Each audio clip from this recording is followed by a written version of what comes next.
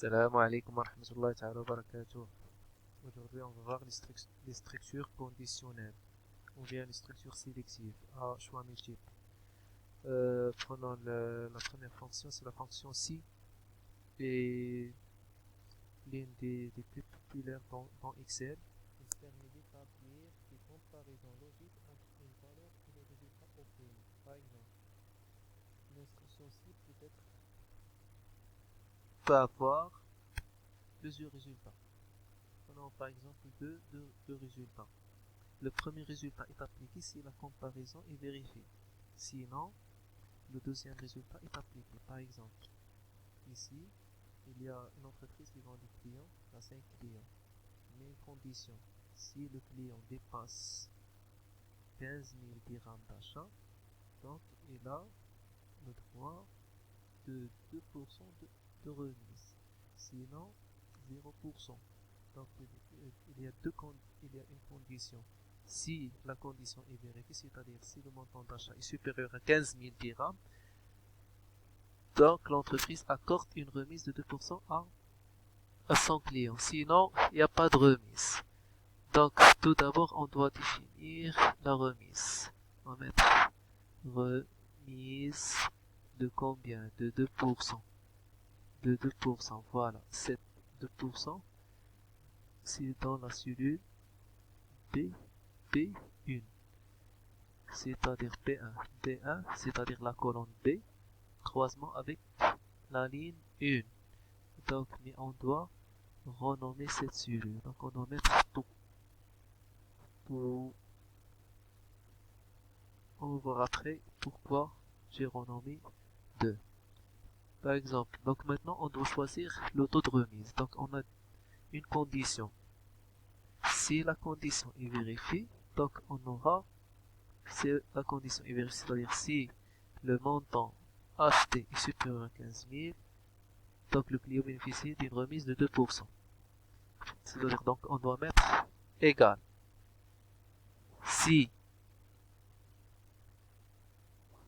le montant c'est il est dans B4 est supérieur à 15 000 dirhams. Voilà, test logique.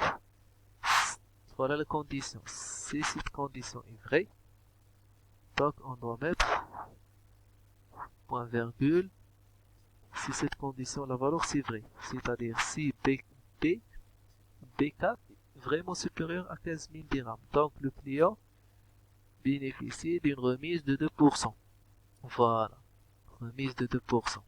Sinon, on doit mettre point virgule si cette condition est fausse, c'est-à-dire si le montant est inférieur à 15 000 dirhams, donc il n'y a pas de remise, c'est-à-dire 0%. Et je ferme les parenthèses et je valide. Donc le montant acheté par Hamid est inférieur à 15 000, donc il a une remise de 0%. Pour la cliente Horia, il a un montant de 25 000, donc supérieur à 15 000, donc on va voir si la remise est de 2%. Je duplique, donc voilà. Pour Alal, 13 000 est inférieur à 15 000, donc 0. 9 000 est inférieur à 0, à 15 000, donc 0%. 18 000 est supérieur à 15 000, donc la condition est vérifiée. Donc, il bénéficie d'une remise de 2%. Et pour le calcul du montant de remise, donc on doit mettre égal, normalement le montant de la remise qui est égal le montant des achats fois étoile fois le taux de remise. Voilà, 0% fois, donc ça donne 0. Et je duplique pour les autres clients. Donc, deux clients qui ont bénéficié de remise de 2%, c'est Horia et Ayman. Et pour le calcul, le net commercial ou bien le net hors taxe, donc on doit mettre l'abstraction entre le montant acheté moins la remise B, c'est-à-dire B4 moins D4 qui est égal, et je fais la duplication plus, voilà. Maintenant, sans passer par la colonne de taux de remise, on doit calculer le montant de la remise. Donc on doit mettre égal la fonction si test logique, qu'est-ce qu'on teste? Si le montant est supérieur à 15 000 dirhams, c'est-à-dire si B4 est supérieur